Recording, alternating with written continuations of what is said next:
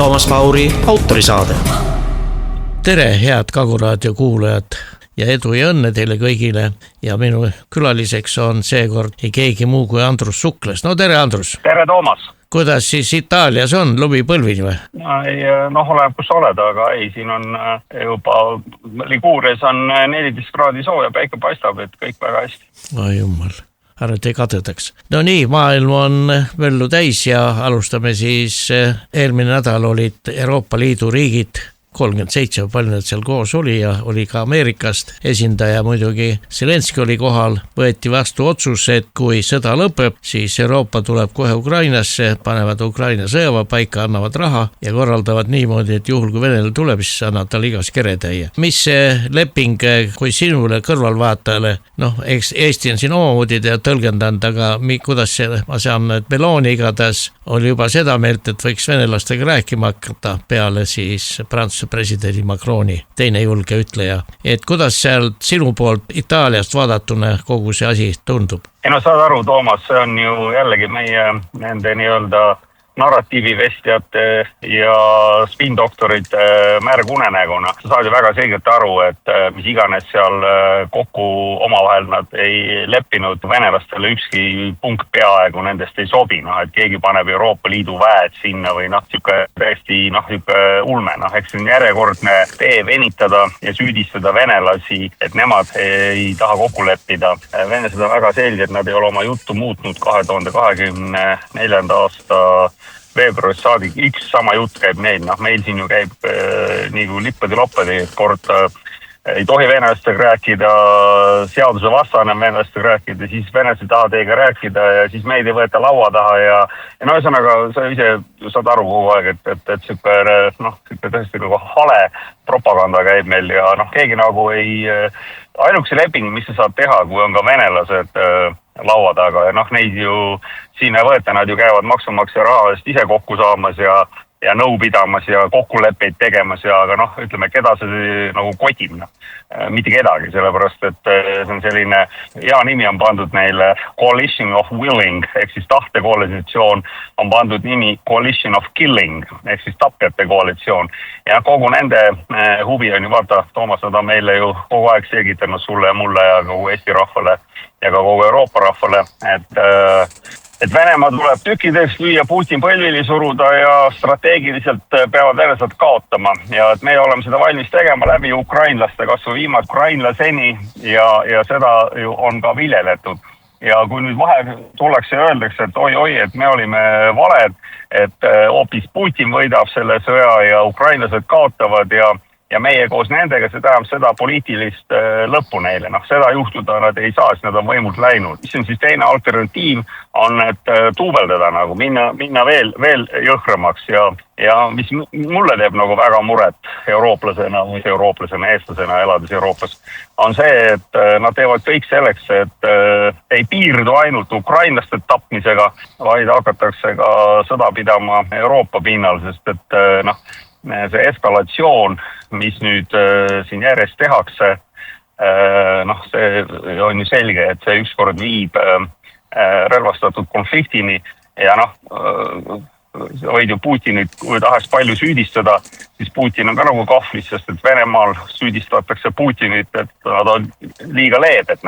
Ehk siis, et kui juba nende strateegilisi pommitajaid rünnati, siis öeldi Putinile, et kui sa selle jätad vastuseta, et siis nad ainult lähevad hullemaks. Ja tal on ju selles suhtes on inimestel õigus, et järgmisena rünnati juba tema residentsi, nagu sa tead, algusi öeldi, et jah, ründasime, siis saadi aru, et ei kurat, see ei paista hea välja. Siis öeldi, ei, üldse ei rünnanud, ja siis ründasime küll, aga tegelikult see ei olnud resident, see oli komandopunkt, ja kui sa paned tähele, siis nüüd võeti, eks ju, venelaste laev, eks ju, kinni, Vene lipu all sõitev laev kinni, ehk siis järjest on eskaleeritud. Mis nüüd venelased vastu panid, andsid siis paugu oma Oresnikuga, keegi sellest eriti ei räägigi, keegi mul üks sõber ütles, et kuulis Eesti uudiseid, mingi tabalukk ja kanister ja ühesõnaga propaganda oli selline, see ei ole üldse mitte midagi. Reaalsuses lasti õhku pool Euroopa, mitte pool, aga kus on ukrainlaste gaas ja ka eurooplaste gaas Ukraina territooriumil lähedal siis Poolale, ehk siis, et anti väga selge sõnum, et järgmine kord ei ole see enam Poola, et kui asjad niimoodi edasi lähevad, võib juba olla see löök kuskile kas siis Baltimaale või siis Poolasse või Saksamaale, aga Putin on seda nagu hoidnud, ta on hoidnud kõike, et jumala eest ei oleks põhjust kohaldada artikkel 5, ehk siis, et ta peaks minema sõtta NATO-ga, seda venelased selgelt ei taha, sest et keegi ei taha seda sõda, sest see lõpeb tuumasõjana, ükskõik kumb pool hakkab kaotama, on ju selge, et nad võtavad oma tuumaarsenali mänguna ja see tähendaks maailma lõppu. Ja mul on nagu raske aru saada nendest sahtmetest ja tüüpidest, minu jaoks on eriti lausa vastikud inimesed, et omal neil armeed pole, lihtsalt kaevad ja klähvivad. Kui on vaja nagu teha midagi, siis ainukest, kes midagi teha suudavad, on ameeriklased. Ülejäänud on ju anekdoot. Seesama koalisatsioon, millest sa rääkisid, käivad maksumaksja raha eest, istuvad maha ja joovad veini ja söövad sööki. Mingit tolku ju sellest ei ole. Ehk siis, et me oleme päris nukras situatsioonis, Toomas. Ma näen seda, et sellest eskalatsiooni redelist ronitakse aina ülespoole, järjest nahaalsemaks need rünnakud nii Putini isiku kui ka Vene huvide vastu lähevad ja ega siis kunagi tuleb ju vastulöök, see on ju selge. Aga me ei tea täna, mis see vastulöök on ja annaks jumal, et jätkaks Venkud ja see nii-öelda vaosoitus, mida nad on siiamaane, ütleme ükskõik kui palju ma ei vihka seda öelda, aga kui sa vaatad suurt pilti, siis kui ameeriklastega oleks nii käitutud, kui nad käituvad venelastega, siis seda pidu ei ole kaua.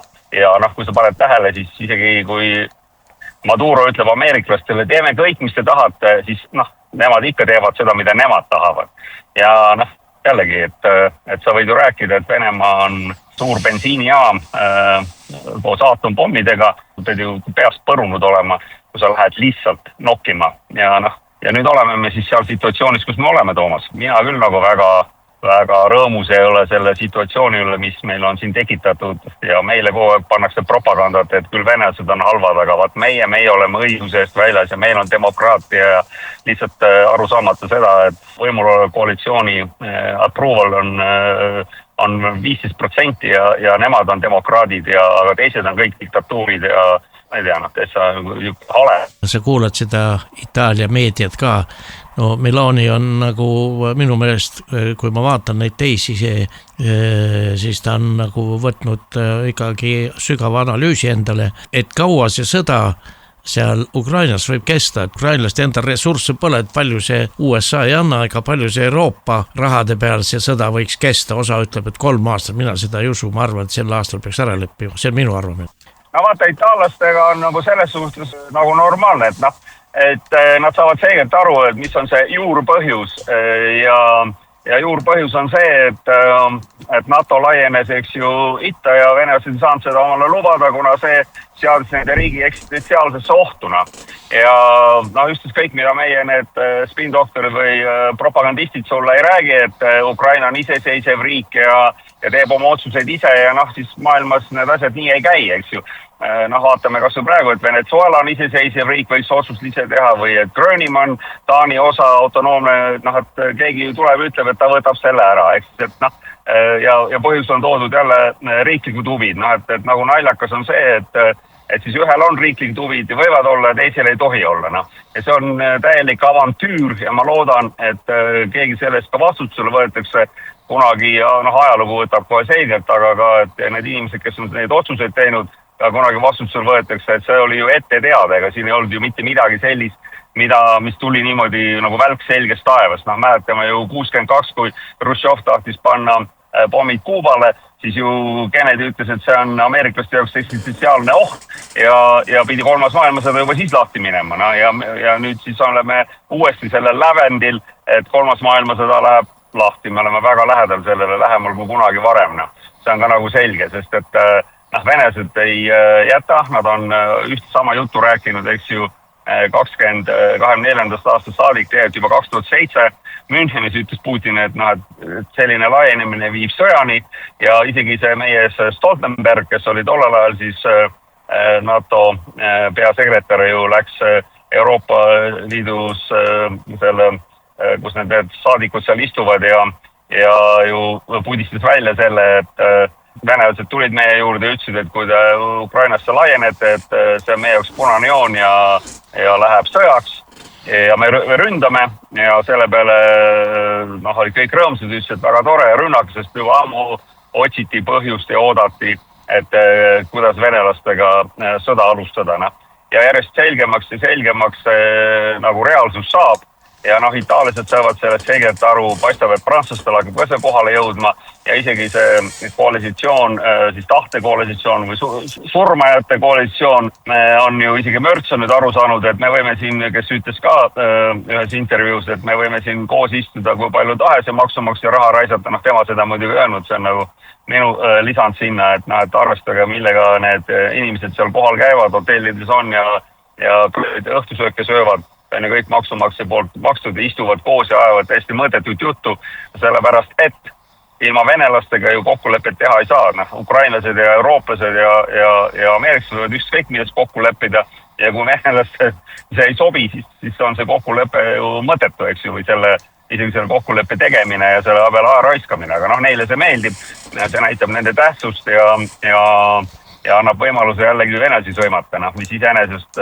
on sulle ja mulle Toomas pikas perspektiivis väga kahjulik. Ja sellest saavad juba kõik hakkavad järjest rohkem ja selgemalt aru saama. Ja kui sa ja vaata veel üks asi, mida me nagu rääkima, Toomas, on see, et kui meile sinuga räägitakse, et Venemaa võtab territooriumi ja ta tahab Ukraina territooriumi ja naerdakse selle üle, et nad võtavad vähem kui 1% ja see on ju täielik jällegi loll propaganda, sellepärast, et venelased ei ole territooriumiga mitte midagi pistmist. Neil on vaja ära hävitada ukrainlaste võimekus neid rünnata ja olla potentsiaalne oht. See on, mida venelased on kogu aeg selgelt öelnud ja mida nad ka selgelt teevad. Ja see, et nad tahavad minna ja hakata valitsema Lääne-Ukrainas, on täiesti loll jutt, sellepärast, et venelased mitte mingil juhul ei taha neid ultranatsionalistlik konseldama hakata, see on nende jaoks konstantne partisani sõda, konstantne vastuhakk ja see ei ole nende huvis. Küll aga ma arvan, et täna nad ei jäta ennem, kui on Odessa läinud ja Dnepri jõgi jääb jooneks ja kõik, mis on siis nii-öelda Ukrainas, mis järgi jääb, on siis siuke Ramstate või ma ei oska, mis eesti keeles on siis siuke hälvikute riik ja siuke väga siuke vihane riik ja venelased on öelnud, et kuule, võtke teie poolakad, kanseldage ise neid ukrainlasi, Lääne-Ukrainlasi ja poolakatel on väga selge meeles Volõnia, kus 140 000 nende kodaniku lihtsalt maha löödi. Ja isegi sakslased ei andnud ju Lääne-Ukrainlaste relvi, ütlesid, need on päris segased, neile ei tohi relvi anda. Ehk siis, et täna on ikkagi reaalsus on nagu see, et venelased hävitavad ukrainlaste võimekust neid rünnata, mitte ei raba territooriumi. Milline on Itaalia meedia arusaam ja kas see ühtib sinu omaga, millal see sõda lõpeb, kas see, nagu mina enne arvasin, võib sellel aastal lõppeda? No vaata, ma ei ole nii Itaalia lehtede lugema, mu itaalia keel ei ole nii hea, aga mis ma nagu julgeks sulle öelda on, et ega see sõda ei lõpe ennem, kui ukrainlased on venelased oma eesmärgid saavutanud. Ukrainlased on siis defeatid kaotuse osadeks saanud, on kapituleerunud ja Euroopa ei topi oma nina sinna, nii kaua see sõda seal kestab. Täna on ikkagi reaalsus see, et nad ei suuda panna lahinguväljale neid mehi, keda nad seal kaotavad. Ja jutt sellest, et venelased kaotavad 10 korda rohkem mehi kui ukrainlased on lihtsalt pehmelt öeldes loll jutt ja propaganda, ei ole midagi reaalsusega pistmist. Ja loomulikult venelased kui ründav pool on alati halvemas seisus, küll aga selleks nad võtavadki aega. Venelaste jaoks on kõige suurem trump on aeg.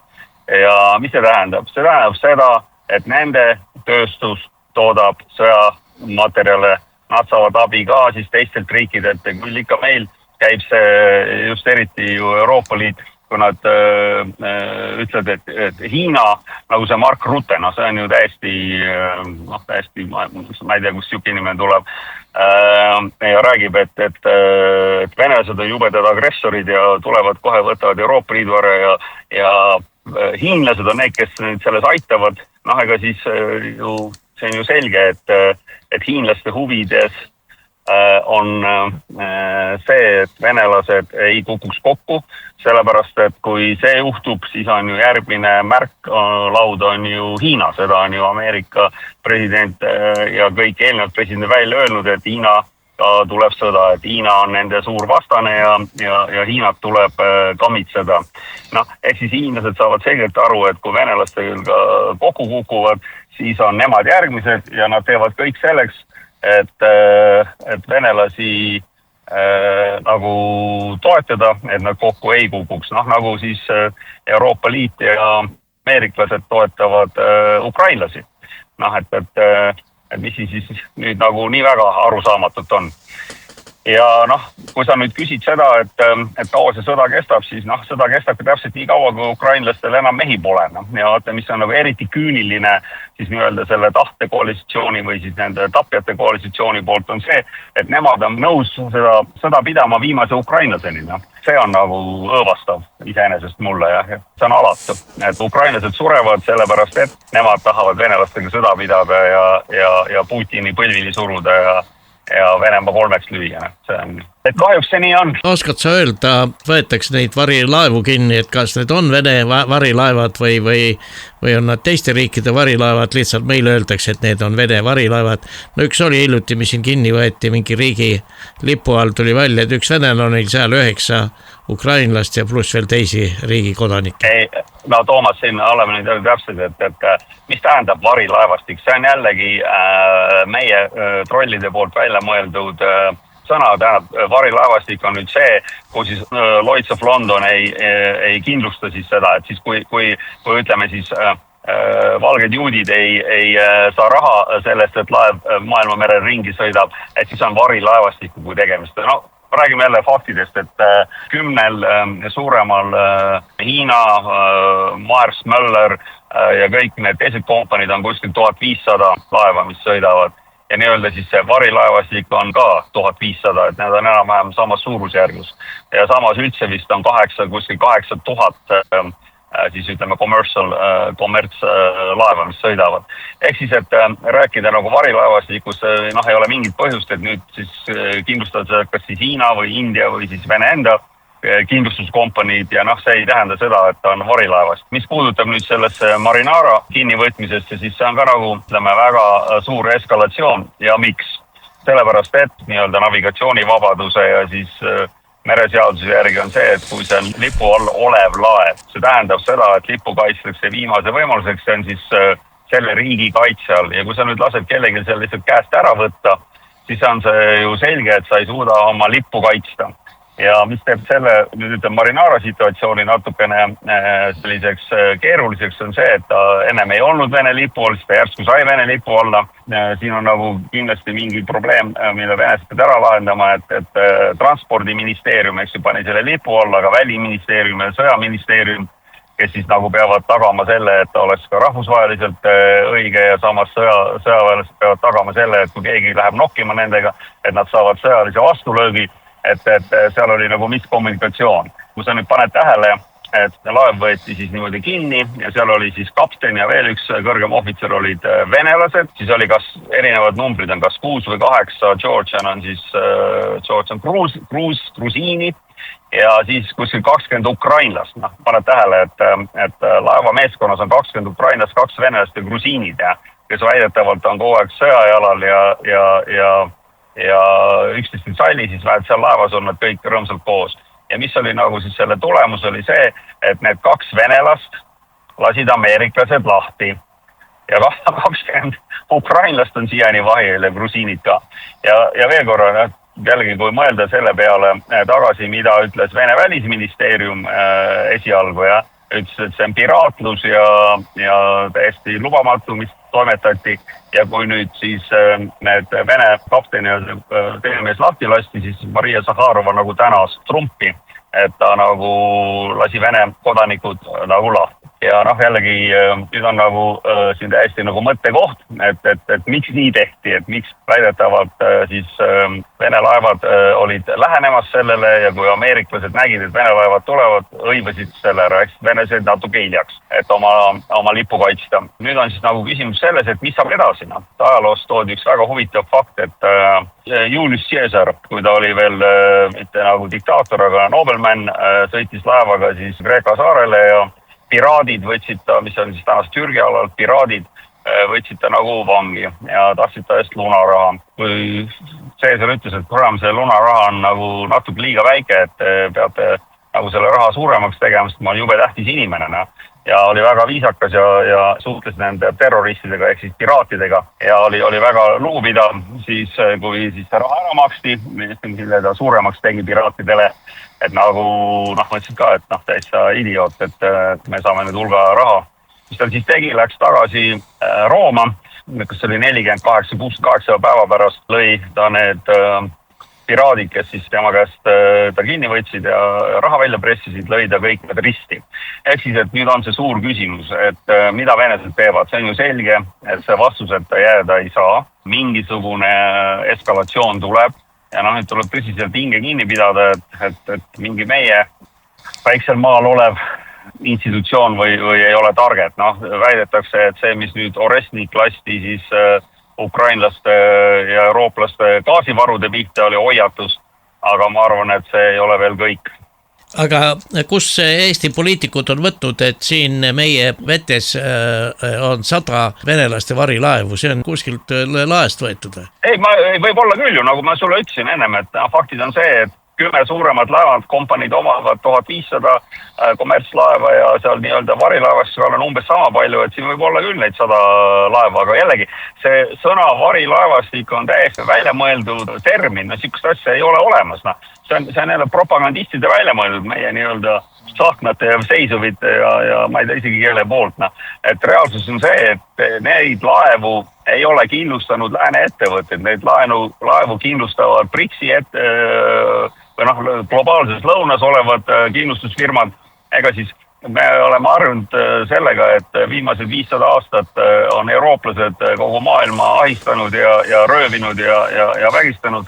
Ja see aeg saab lihtsalt ümber, et meie oleme kahanev rahvastiku arvult, kahanev majanduslikult ja siis nii-öelda globaalne lõuna on kasvav. See, keda me enne Aafrika, see, keda me enne mahistasime, kasvab tugevaks ja ega siis kunagi ükski impeerium ei kuku kokku, et mingisugune suur lahing oli või sellepärast või teise pärast lihtsalt asjaolud muutuvad, tekitatakse paralleelsüsteemid, tekitatakse paralleelmajandus ja mis ei ole integreeritud enam Euroopa Liidu või Ameerika majandusse ja nii see lagunemine ja impeeriumi allakäik käib.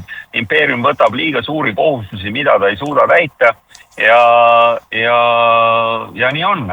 Ja teised näevad, et nad ei saa enam hakkama, siis lähevad julgemaks ja teevad vastukäik. Ega siis see, et võeti Venezuelas Maduro kinni ja jällegi ma lugesin Eesti meedias, kus Oinas oli super operatsioon, no nii vägev operatsioon ja need on täiesti mõttetud venelaste S-400 ja 300 ja mitte midagi nad tehti saavad, vaatuks seda ameeriklased kõvad lennad. Aga reaalsus on see, et tasub kuulata Larry C. Johnsoni, kes 23 aastat just selliseid salaoperatsioone ette valmistas ja neid kirjutas, ütles esimese asjana. Mindi täielikus moonlight on siis kuupaistel ja mitte kunagi, mitte ühtegi operatsiooni, mis on siuke salaoperatsioon, ei tehta täis kuu valgusel. Sellepärast, et sa oled kohe märklaud või sa tead seda, et sul ei ole mitte mingit ohtu, et keegi sind ei tulista. Ja nüüd tuleb välja, et järjest rohkem tuleb siis neid andmeid selle kohta, et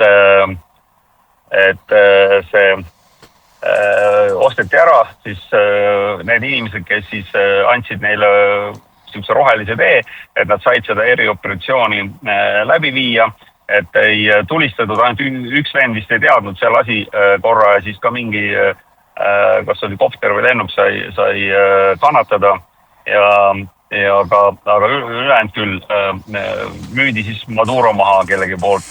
Ja see on nagu vaata, Toomas, see ongi niimoodi, et Venezuela on loomulikult selle tohutu sanktsioonide all, eks ju, loomulikult rahva elatustase oli madal ja ma ei tea, mitusada miljonit see ameeriklastele maksma läks, et osta ära need võtmeinimesed, aga ega nende elu on ka nüüd Venezuelas läbi, eks me varsti näeme, kes seal nagu rotid põgenevad ja keda kinni võetakse ja mis seal tulema hakkab, sest et see Celia Rodriguez ütles selgelt aru, et me leiame need inimesed, kes ameeriklastega koopereerusid ja ära andsid Maduro, et me leiame need välja ja võtame need vastutusele ja samas on ta öelnud, et me koopereerume ameeriklastega, mis siis tähendab seda, et ta ostab praegu aega, et siis omal need nii-öelda ducks on a row, et pardid ritta panna, eks seal läheb veel huvitavaks, et see, et tehti mingi operatsioon, ei tähenda mitte midagi.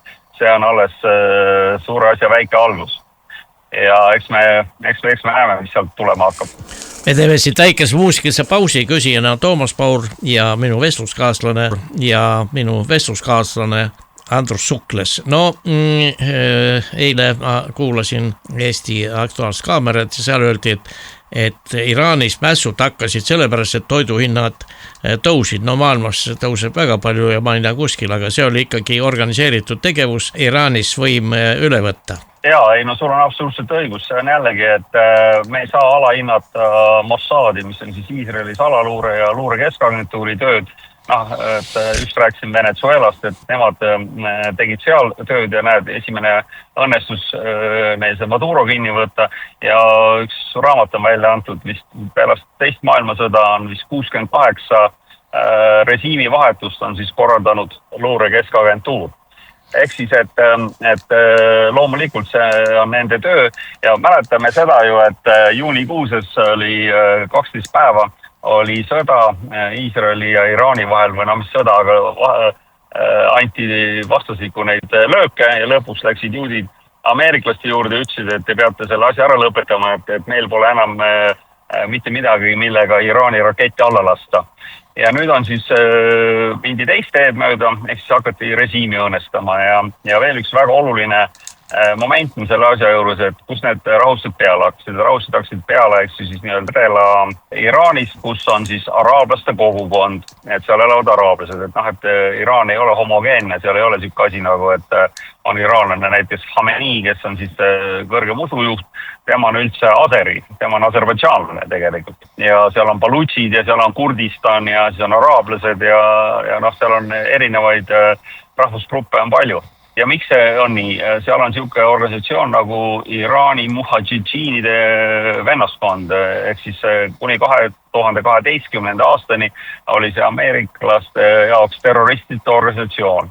Ja kui aru saadi, et nad on tegelikult Iraani režiimi vastased, siis võeti need oma tiiva alla ja hakati neid toetama nii Mossadi kui luure keskagentuuri poolt. Ja nemad on siis printsipiaalselt tegelenud sellega, et õnnestada seda režiimi. Ja kui sa tead, eks ju, nüüd pandi see snapback sanctions pandi peale ja see maa kogu aeg sanktsioonide all olnud. Ja loomulikult on ka täielik korruptsioon ja mismanagement absoluutselt aru saada.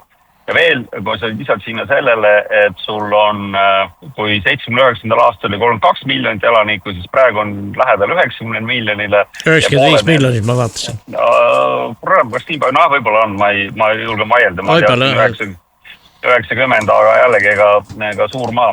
Et arvast sellega, et seal on ju vähem pooled rahvastikust on vähem kui 40 aastat, ehk siis noored suhteliselt ja nad tahavad normaalset elu, ega keegi ei taha elada nende mullade võimu all. Ehk siis, et see püssiruutönn on suht valmis. Aga nüüd, kui see oli see 12-päevane sõda, siis ju ka Mossad lootis, et inimesed tulevad väljakule ja kukutavad selle režiimi, aga juhtus vastupidi, et isegi kõige suuremad kriitikud ütlesid, et ükskõik kui palju ma neid mullasid vihka, ma vihkan juurde veel rohkem, et te ei tule minu maale. See ei õnnestunud neil, siis nüüd täna on siis pandud välja siis see, et tekitada mäss ja ju rahva seas on ju Mossadi agendid, kes siis seal nagu Maidanilgi ringi jooksevad ja neid organiseerivad ja juhendavad et aga ega ma ei pane pahaks neile seda iraanlastele, et ega see oli nagu meil oli kommunistlik partei, oli see meie au, mõistus ja südametunnistus ja tegelikult oli see üks võimul püsimuse viise meie Ansipitel ja Kallastel ja kes nüüd on kõige suuremad liberaalid ja demokraadid, et sobis küll siis aeg, seal on sama, et seal pole usuga midagi tegemist, see on nagu võimul püsimise viis, ja rahvas on sellest väsinud ja loomulikult on seal sanktsioonide all elades, nagu ka Venezuelas inimesed on väga väikse rahas, paljud neist tegema igasuguseid sigadusi. Ja nagu me teame, Maidanil ju maksti ameeriklased, maksid inimestele, et protestida nii-öelda ja seal on sama, Mossad maksab inimestele, annab neile raha, et nad oleksid tänavatele mässaksid. Selles mõttes täiesti arusaadav. Kui vaatame, seda sõda oli ja nad ju salaja ründasid, siis ju ma rääkisin oma tuttavatega, nad ütlesid, et saad aru, et seal on mingid inimesed lasid selle alajaamad õhku, eks ju, ja siis küsiti, et miks sa seda tegid? Näed, et juudid andsid mulle $200, $200 oli nõus laskma õhku alajaam. Ehk siis, et saboteerida seda süsteemi.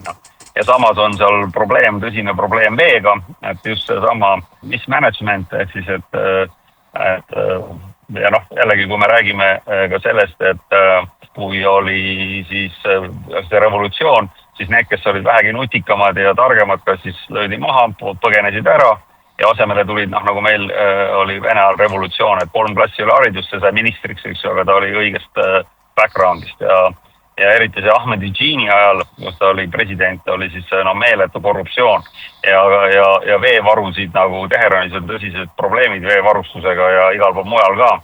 Et see on nagu selgelt, et ei ole pööratud õiget ajal tähelepanu nendele asjadele, nüüd on nagu tulemus käes. Aga mina arvan ka, et iseenesest võib-olla ei olegi see halb, et ega need mullad seal nüüd nagu väga populaarsed ei ole ja et rahvas nagu väärib paremat, aga mitte jällegi, et Mossad ja ameeriklased tulevad ja võtavad nende ressursid oma kontrolli alla ja hakkavad neid ekspluateerima. Ma arvan, seda rahvas ei luba, et seal on ju ka sama lugu, et seal on hästi palju haritud naisi, kes on ülikoolis, on rohkem tüdrukuid kui poisse ja üldse rahvas on suurlinnades ikka haritud ja see traditsioonid, mis neil on ja nüüd on aeg siis need mulladel minna ja normaalsed inimesed valitsusse tuua. See on iseenesest mulle nagu meeldiks. Aga see on minu arvamus. Trump ähvardas, et kui need ülestõusmisi hakatakse väga jõulist maa suruma, siis Ameerika läheb sinna neid sõjalisi objekte pommitama.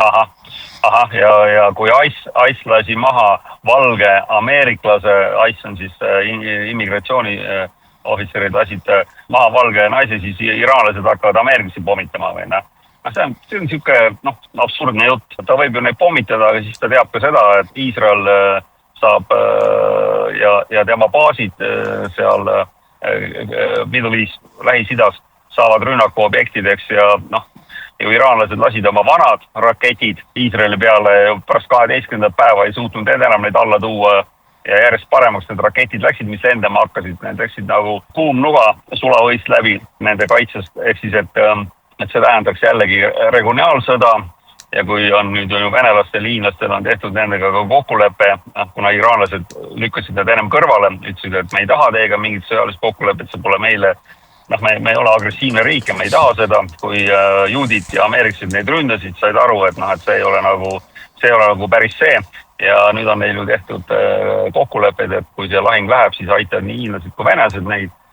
Ehk siis, et see tähendaks seda, et on jälle regionaalne sõda, mis kasvab üle ka maailmasõjaks. Potentsiaal on seal täitsa olemas, sellepärast, et praegu ehitatakse ju seda nii-öelda põhja-lõuna koridori, transiitkoridori, hiinlased ehitavad ida-lääne transiitkoridori ja mis siis tähendab ameeriklastele, kellel on siis see tohutu, eks ju see nii-öelda meertrae, mis on siis merekaubandus. Ja kujutad see ette, kui see võetakse ja neil on eks ju laevastik, mis suudab seda kaitsta ja kui seda enam vaja ei ole, vaid kaubad liiguvad mööda maismaad, siis ameeriklased ei saa seda endale lubada, et nende jõud ja mõjuvõim maailmas kahaneb. Ehk siis see on puhas geopoliitiline lahingutander, mis seal nagu praegu lahti rullub.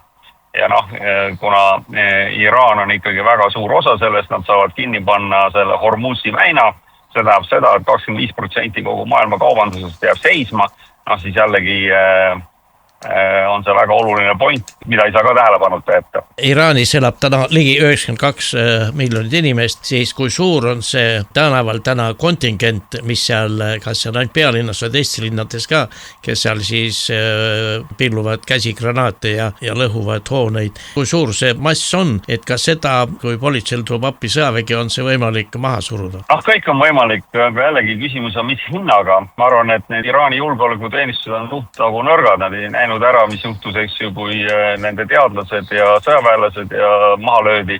Sa ikka tead seda, et üks suuremaid juudi kogukondasid on Iraanis juba 2000 aastat elamas ja eks ütleme ka, mida meie peame arvestama siin Eesti Vabariigis, et juut on alati nagu lojaalne kõigepealt oma osa nendest, mitte kõik, eks ju, sajanistid Iisraelile ja siis alles maale, kus ta elab. Eks ju, et ju seal on ka see sama, ma ei ole võib-olla ka pädev, ei ole saanud rääkida, seal netti on maas ja ei ole ühendust saanud, et mis seal siis tegelikult toimub. Aga igal juhul see olukord seal lõbus ei ole ja ära unusta seda ikkagi jällegi, et nii luurekeskagentuur kui Mossad teeb kõik selleks, et rahvas mässaks, aga alati on ju järgmine küsimus, mis saab edasi. Ehk siis, et me teame ju, mindi Gaddafi löödi maha, Saddam löödi maha, kõik löödi maha, aga mis saab edasi, mis saab pärast? Võt see on nagu pigem küsimus, mis me peame küsima. Ja või Venezuelas võeti Maduro ära, mis siis nagu, mis saab edasi? On siis nagu midagi nagu muutunud. Ehk siis, et ma arvan, mis just kõige parem Iraani jaoks oleks see, kui seal tuleks tehnokraatide valitsus võimule ja inimesed, mullad saaksid nagu nii-öelda siis selle nii-öelda marginaalse osa või olekski nende asi nagu, meil on see, kes iganes meil see on see mees seal, see meie piiskop, et nad mõtle selle peale, kui talle võima anda, siis on täpselt samasugune situatsioon kui Iraanis, et ta on ühiskonnas marginaalne jõud ja see sobib. See peaks olema samamoodi, et tehnokraadid ja ütleme, targad inimesed võiksid valitseda ja peaksid valitsema, ja neil on tohutu need ressursid, ja ega nagu ameeriklased väga selgelt ütlesid, et neil on vaja seda Venezuela naftat ja kulda ja need naturaalressursse ja Gröönimaad on vaja ja kõik on vaja ja mis sa arvad, neil siis Iraani naftat ei ole vaja või samamoodi on seal ju gaasi ja naftat ja kõike, mis maailmas Mendelejevi tabelis või perioodikal tabelis on seal ju kõik olemas. Ehk siis, et jällegi on ju ressursisõda. No ütleme, et kui ma veel kord on 92 miljonit iraanlast on, no ütleme, et kui seal 100 000 möllab, siis ülejäänud on ikkagi need, kes asja ära otsustavad. Ühel teisel ajal muidugi Šahh võttis ka sõnadu, Šahhi järeltulija, kes 79. aastal Iraanist minema löödi, ma ei tea, kelle huvides tood me siis asju? Vaata, jällegi, kui ma olen seal käinud ja inimestega nagu pikemalt koos olnud ja minu jutusrindkonnas ei ole mitte ühte inimest, kes käiks Mossees ja ma küsin, et kurat, kus see jõud siis tuleb, kes see siis käib? Ütled ka, et maainimesed on usklikud ja siis on veel need, kes on seotud valitsusega mingitki pidi või on seotud nendega, nemad vaatavad, nagu kunagi meil oli, eks ju, kommunistliku partei koosolekul käisid need, kes et isegi ei mõelnud selle, aga käisid kohal, sest sa pidid nii tegema. Ja samas on selle Šahhiga nii, et kui ma küsin, et mis Šahhist saab, ütleks, Šahh oli ju veel hullem kui need kuradi mullad. Ehk siis selle Šahhi toetajad on võib-olla 1-2%. See on Mossadi ja luurekeskkond poolt üles puhutud see, et on Šahhil tohutu toetaskond tema pojal. Tegelikult ju ei ole ja ta tegi omale tohutu karuteene sellega, kui ta õigustas Iisraeli rünnakut Iraani vastu, siis ju keerasid veel need, kes seda nagu toetasidki, keerasid talle selja ja see, et keegi seal tänava peal karjub, et Šahh, see on ju puhtalt provokatsioon ja makstud tegevus, nagu oli Maidan, samamoodi. lihtsalt ongi küsimus selles, et mis nüüd saab, eks ju, et kes nüüd peale jäävad, kas julgeolekujõud suudavad selle nagu kontrolli alla saada ja tulevad mingid reformid, sellised vaiksed, või siis tuleb kaos. Muidugi ameeriklastele ja juutidele meeldiks see kaos seal, aga loodame, et seda ei tule. Ja ongi nagu küsimus selles, et me ju oleme näinud ju väga palju, kus siis muudetakse režiim ja pärast seda on kaos. Mitte midagi ei ole paremaks läinud, vastupidi, kõik sõdivad kõigega. Nii on Süürias, eks ju, sa tead, kui kõrilõikaja, kelle peast oli enne välja pandud 5 miljonit, siis järsku pesti puhtus, pandi ülikond selga ja nüüd tema on suur juht ja õpetaja ja juba käib ju sõda nii tema vägede kui kurdide vahel seal. Varsti läheb seal Süürias sõjaks nii juutide kui türklaste vahel, nii et on üks konstantne sõda ja destabilisatsioon. Ja sama on Iraanis, et ma siiralt loodan, et nad suudavad selle asja kuidagi kontrolli alla saada, sest muidu on seal täpselt samasugune kaos, kõik sõdivad kõigiga. Ja see ei tähenda maailmale ju mitte midagi head, sest et igas sellises konfliktist võib välja kasvada veel suurem konflikt ja see, kes hakkab kaotama, kellel on tuumarelvad, need ju neid ka kasutavad. Ärme unustage seda, et eks juutidel on tuumarelvad, kuigi nemad ei allu ju ühelegi rahvusvahelise kogukonna järelevalvele ega millegi, nemad teevad, mis tahavad. Ja ütles ju Pakistani valitsus, et kui Iraani rünnatakse tuumarelvaga, siis nemad annavad iraanlastele tuumarelva kasutada. Ehk siis, et maailm on väga-väga pingeline ja tohutult ohtlik tänapäeval. Ja meil eestlastena nagu toetada ameeriklasi ja juute on nagu väga rumal tegu, sest et päeva lõpuks, täna on veel ameeriklastel seda võimu ja seda võimu ka jätkub nagu näpu otsaga, sest et huutidest nad ju jagu ei saanud. Venezuelasse nad läinud ei ole ja täna hiinlased ja venesed, ma arvan, nad istuvad ja ootavad, et nad teeks selle liigutuse, et nad lähevad oma vägedega Venezuelasse, seda, et järgmised 20 aastat istuksid ameeriklased seal ja peaksid džunglis sõda. Ja see sobib hästi venelastele ja hiinlastele, et neil ei olegi vaja ise nendega lahingut pidada, vaid et kui nad suudavad vastasele tekitada probleeme ja täiesti mittevajaliku sõja, siis aeg on nende pool. Ja mis on nagu, mida ameeriklased proovid ka venelastele teha, ju sama asja, et täna on aeg venelaste pool Ukrainas, et venelastel pole seda territooriumi vaja, neil on vaja seda, et maha võtta ukrainlaste võimekus neid rünnata, siis ja nad kontsentreerivad ennast sinna, nad ei lähe igale poole Venezuelasse võitlema või Süüriasse võitlema, sest et see ei ole õige aeg, nad ei taha ennast killustada. Ja samas ameeriklased teevad kõik selleks, et venelastel oleks vaja oma laevasid kaitsta, et nad läheksid kuskile suuremasse lahingusse, kas või NATO-ga. Ja täpselt selle ümber see mäng käib.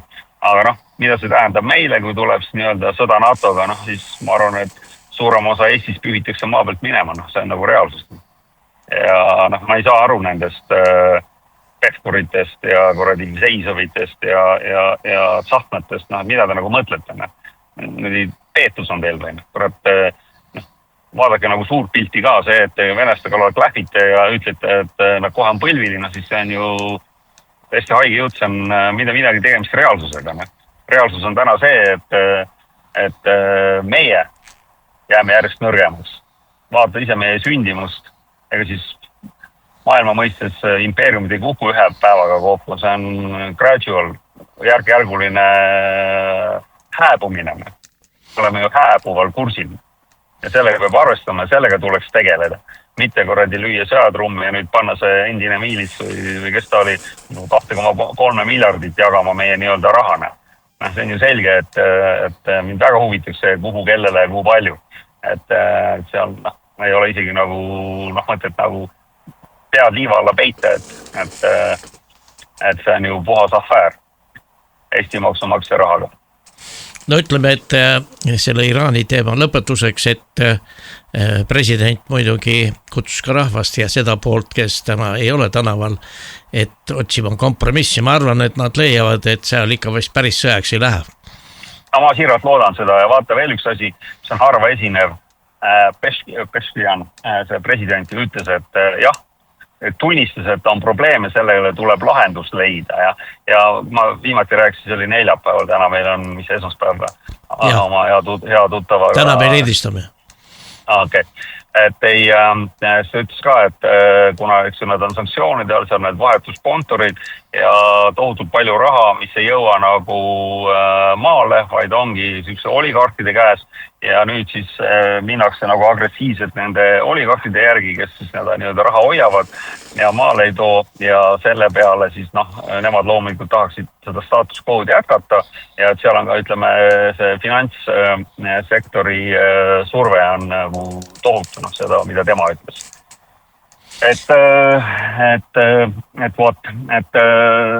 on ju nii-öelda ameeriklaste leivanumber, et nemad kõike sanktsioneerivad ja väga palju ja pikalt on ka see olnud edukas, aga nagu me näeme, et 79. saadik on iraanlasi sanktsioneeritud ja siiani ei ole see nagu suurt edu toonud, nüüd nad sanktsioneerivad venelasi ja mis nüüd juhtub, mis meie peame vaatama, see tähendab seda, et kuni siia ääni oli, eks ju, petrodollar, ehk siis dollar oli valuuta, millega tehti kõik tehingud maailma kaubanduses, ja nüüd, kui sellest tehti sõjarelv ja hakati kõiki, kes ei käitu viisakalt, siis selle dollariga nagu ähvardama ja survestama, siis kogu maailm vaatas, et päris nii see ei lähe ja ega siis mitte midagi ei juhtu üle. Nüüd on BRICS ehitanud paralleelsüsteemi, tehingud toimuvad ruupiates, rublades, juaanides ja isegi juba Saudid müüvad oma naftat, mitte dollaris. Ja see on nagu märgiline, et ma just lugesin, et hiinlased vist liigutasid 688 miljardit raha Ameerika treasurist siis sellest majandusest välja. Et alguses mõtled, mis see on, aga kui see niimoodi järjest juhtub ja juhtub, siis üsna varsti on nagu dollar, on nagu lepaleht ja meie euro samamoodi. Et selles mõttes meid ootab väga turbulentne aeg siin tulevikus ja kui vaadata meie nii-öelda neid energiahindasid ja meie toiduhindasid, loomulikult Iraanis on tavainimesel väga keeruline, absoluutselt. Ja just nende sanktsioonide ja pideva ähvardamise ja pideva pressi all.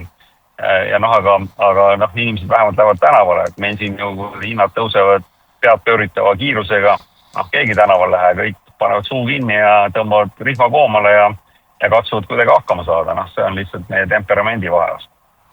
No nii, täna, millal see Trump ütles, et Kuuba hakaku käsi üles tõstma, et Venezuelast enam nad naftat ja raha ei saa.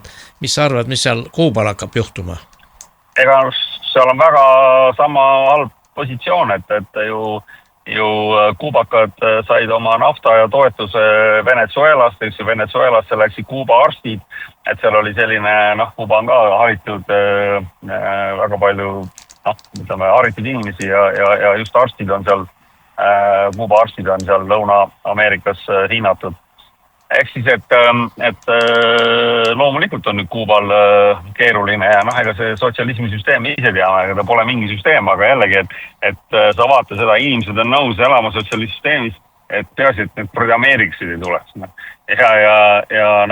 Et ega ma ei tea, ütlen sulle päris ausalt, ma ei ole Kuubat eriti jälginud ka, aga seal on ju see Marco Rubio, see pisike Mario, see on ju kuubalaste järeltulija sellest Floridast ja seal on suur kuubalaste kogukond, kes jälle tahaksid minna sinna Kuubale ja seal laiutama hakata. Ehk siis, et ei tea. Kes selle raske koorma Kuubale siis või raskel ajal, õigemini öelda, ajal appi tuleb ja naftat ja raha annab? Mina ei tea, minu arust võiks venelased ju panna oma baasid sinna jälle, panevad ka oma pommid sinna ja need oresnikud sinna, et kindlasti ameeriklased ju ja meie siis Machelid ja Pehkurid ju räägiksid, et Kuuba on iseseisev maa, ta võib ise otsustada, kelle relvad kuhu ta laseb panna. Vaata, mis juttu siis ameeriklased räägivad. See ongi see minu jaoks nagu selline eriliselt tülgastav, et teil on nagu kahekordsed standardid, et ükskõik, kui venelane ütleb, et tal on mingi mure, siis see ei ole mingi mure, sest venelasel ei tohi olla mingit muret, aga vaat, ameeriklane võib minna võtta ära Gröönimaa, sellepärast, et see on tema rahvuslikus huvides, võtta teiste inimeste kodu ja öelda, et see nüüd on minu omane. Ehk siis, et siuke, ma ei tea, Toomas, ma ei oska sulle öelda, millest on see, ma lihtsalt tean ühte, ajaloos on nagu väga selge muster ja et iga selline tegu, mingil ajal saab see karma tasutud, kas on see, mida meiega praegu täna juhtub, on see, et 400 aastat on portugaallased, hispaanlased, hollandlased, inglased kogu maailma ahistanud ja röövinud ja nüüd tuleb siis meil see aeg, kus siis kõik need pagulased, kes sealt tulevad ja üle jooksevad ja Euroopa ju muutub meeletu kiirusega, sa võib-olla ei pane tähele, ma ei tea, Põlvas ja Tartus võib-olla ei ole see nii tunda, aga kas või siin Itaalias on ju selge, et need rätipäid on palju, mustasid on palju, kõik nagu muutub ja pahalugu on see, et me oleme nagu, või ma ei tea, kes iganes need liberaalsed või need inimesed on, kes räägivad kogu aeg, kuidas tuleb austada ja nemad tulevad siia, kui meie lähme Iraani, siis mu abikaasa alati paneb räti pähe ja see on nagu normaalne. Katsu minna Saudi Araabias lühikeste pükstega naisterahvas, kintsud välkuvad mööda tänavat käima ja kohe joostakse pikale viiakse ära ja siis tulevad need prammused siia ja panevad oma näod kinni ja käivad oma õlistidega ja samas jälle meie peame respekteerima. Sinna minnes peame meie respekteerima, kui nemad tulevad jälle respekteerima. Kurat, ei pea. Kui tuled, tee nagu Roomas, nagu roomlased teevad, ehk siis tuled minu maale, siis käitud nii, nagu siin on kohane. Ja kui sa ei taha, kao minema. Nii lihtne see ongi. Ja millegipärast meil leitakse, et see on jube kihvt. Ei ole. Juba teine põlvkond ju radikaliseerub ja ütlevad, et meie inimesed peame hakkama elama nende reeglite järgi. Ja see on ainult aja küsimus. See on juba ju Londonis niimoodi, et terved sektsioonid on, kus ei kehti enam inglise seadus, vaid on Shira seadus. Nad teevadki elavadki, kogukondki elab oma elu. Ja nende sünnireit on 10 korda suurem kui valge inimese oma ja 3 põlvkonda ja kõik, kogu maa on teistmoodi. Midagi olema endine. Ja ega muutust ei pea ju kartma, aga kui sa tahad olla nagu ennast moslemiks teha ja abeme kasvatada ja 5 korda päevas seda jumalat paluda, võib-olla, mina ei taha. See ei ole minu elu ja ma sellepärast teen kõik selleks, et neid, kui nad tulevad, siis käitugu selle järgi, mis on meie kultuur, mis on meie kultuuriruum ja kui ei meeldi, paki ennast kokku ja kao minema.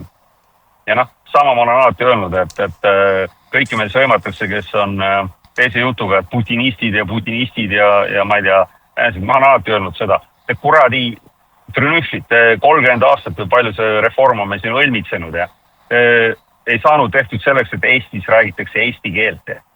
Ei saanud hakkama sellega, see ei olnud nagu asi. Nüüd on siis, lugesin artiklit, et mingi Eesti tubli õpetaja siis ütles, et ennem ei hakka õpetama, kui õpid kordi keele selgeks. Absoluutselt õige.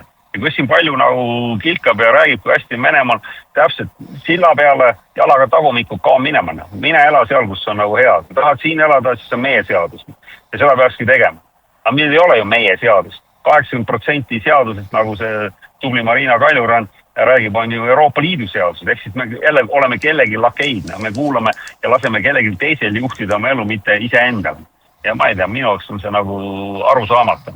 Trump ütles täna hommiku, et Rubio läheb Venezuelasse presidendiks ja Venezuela hakkab elama hästi, nagu elavad ameeriklased. Oi.